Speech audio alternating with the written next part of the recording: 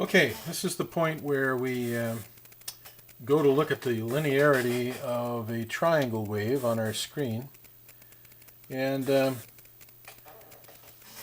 if we can reproduce a triangle wave, which is a series of straight lines, faithfully across our frequency range, we've done it. I mean, we already know that we can measure our voltage vertically accurately, our time base is accurate, and if we see a nice set of straight lines for whichever frequency we want, then we're faithfully reproducing the signals. So that's where we're heading. Let's go ahead and get ourselves centered here. I'm feeding in a 10 hertz signal. I am setting it 10 milliseconds per division, and across 10 divisions that'd be 100 milliseconds. 100 milliseconds is the period of a 10 hertz wave. So we get one complete cycle on the display screen at this speed. So not only is are we getting a nice faithful reproduction as far as linearity goes, our time base is right too. Okay, let's go ahead and step up our frequency. If I go back to where we were, we now have 10 cycles across the screen. It's because I'm running at 100 hertz approximately. If I go to 5 milliseconds per division, we get 5 waveforms across the screen, because I can only display half of them, half of the original 10.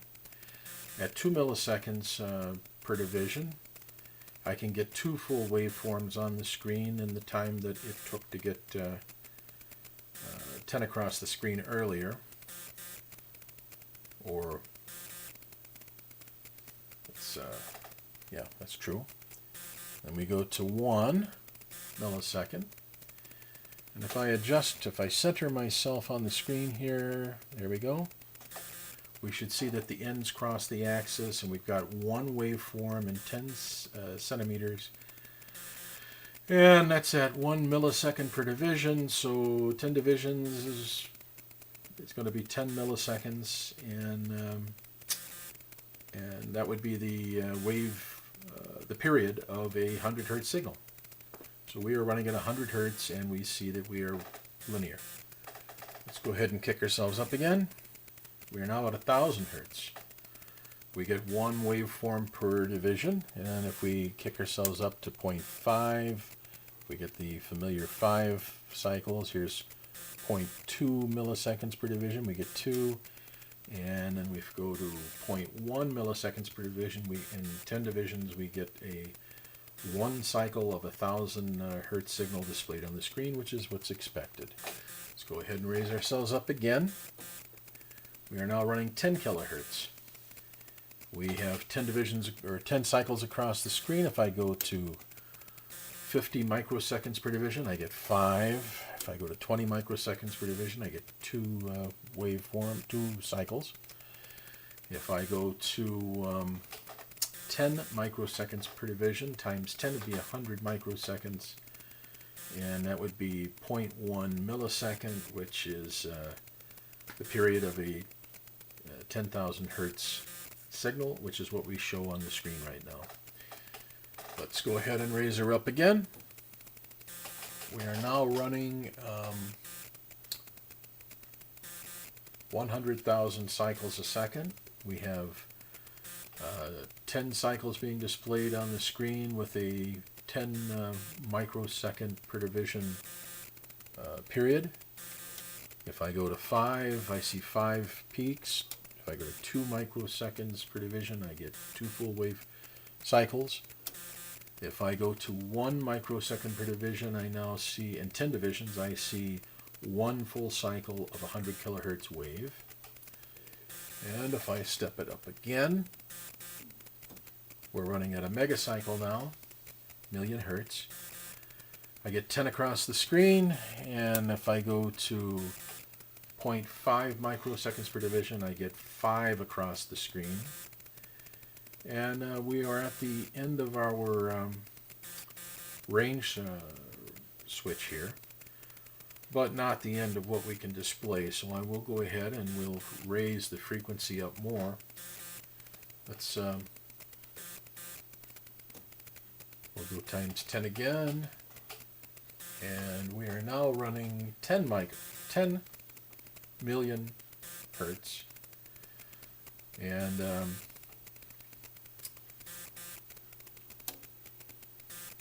there would be 10 of these in one division now. And if I go to 0.5 microseconds, I should get 5 of them in one division. And if I pull my times 5 magnification, I should get 1 per division. And let's kick up our intensity so it's easier to see. And what we see now is that we have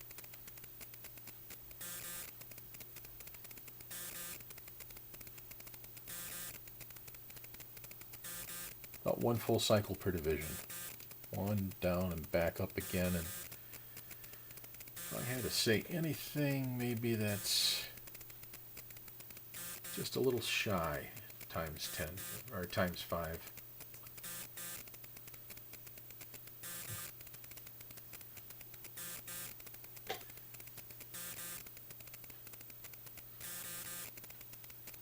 But our waveform is still a triangle wave. We still are being faithful to it, and we are running right now at 10 megahertz. Let's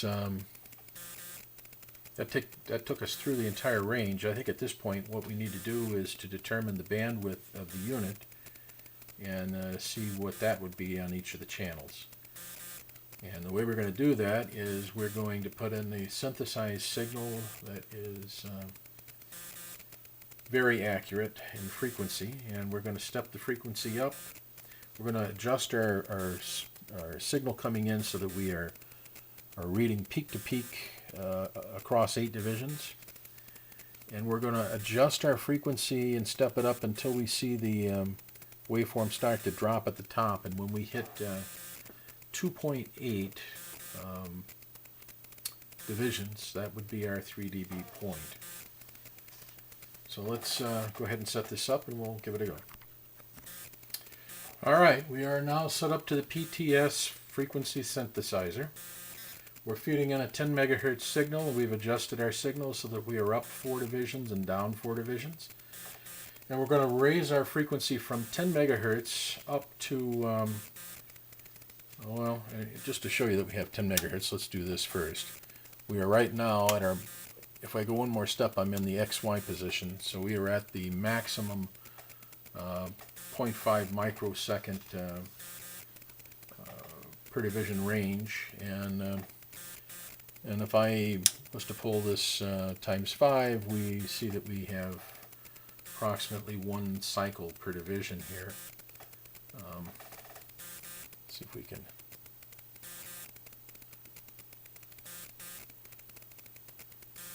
If I was to set this thing so that we could center that just about like that. There we go. So we see we rise, fall, and come back up in exactly 1 division. So we are running right now 10 megahertz. Now I'm going to go back and I'm going to take this times 5 off because it'll be easier to see the envelope of the signal as I raise the frequency. Let's go ahead. We are at 10. Here's 11, 12, 13, 14, 15, 16, 17, 18. I'm going to call it 18 because it looks to me like on the negative side we've come up a little higher than we went down on the positive.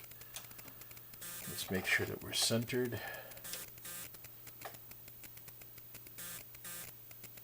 Yeah, that seems to be perfectly centered. And it may be a little bit of parallax from my angle. That's probably what it is. See if I can get a better view here. Yeah, that looks to be right. That's 18 right there. So I'm going to call it 17, 18 megahertz. Let's see. There's 17. No, it's definitely 18. 18 megahertz at the 3 dB point on channel A. Let's go ahead and try channel B. We'll move to B side. Okay. And choose B as the input line. And we'll trigger off of that source. And we'll move ourselves to the mid-range.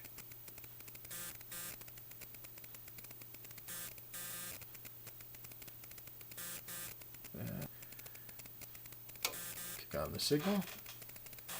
Let's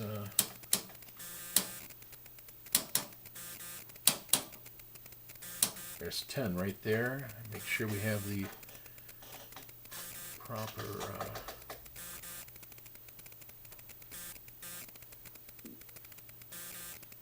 yeah, it looks right. Okay.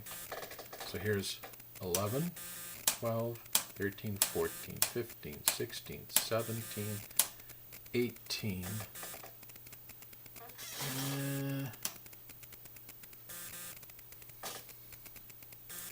Looks to me like 19 on the right on channel B. So 18 on channel A, 19 on channel B. I've seen that on a number of these scopes. The channel B just seems to have a little bit better bandwidth for whatever reason. Can't quite answer why that is, but we're good. We've exceeded the 15 megahertz bandwidth that's quoted on the scope. We're able to see the linearity in the frequencies. It's a good scope. Case looks magnificent. We'll give a better look at it in a moment. But the only thing that I wish I could have changed would have been the lens plate, because we have a little bit of the bubbles on the front there. It's the only thing that makes this thing look anything other than new. So thank you. We will be selling this with a set of probes and an excellent manual. It's a full service manual. You'll be able to read how to calibrate, use your equipment, what the parts list is, the schematic diagrams, and so on. So I will provide the diagrams on 11 by 17 paper, as well as the standard 8.5 by 11, which is something I like to do because it makes it easier for me to see. And if any of you out there have eyes like mine, then you're going to want to see it too. Thank you for listening, and happy bidding.